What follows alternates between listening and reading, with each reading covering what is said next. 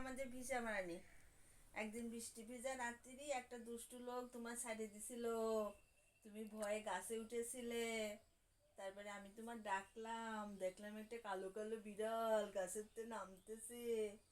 তারপরে আমি খপ করে বিড়ালটা কোলে করে নিয়ে আসলাম। তখন তোমার ওজন কত ছিল জানো? তখন তোমার ওজন ছিল 100 গ্রামও না। আর এখন তোমার ওজন তো তাও 4-5 কেজি হয়ে গেছে। হ্যাঁ, কিন্তু লক্ষ্মী বিড়াল কব না সবার মুখে থাবা মেরে দিচ্ছ।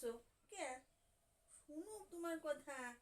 তুমি যে একটা লক্ষ্মী বিড়াল, সবচেয়ে লক্ষ্মী বিড়াল, দুষ্টু দুষ্টু করো না, খাও দাও আর ঘুমাইছে থাকো।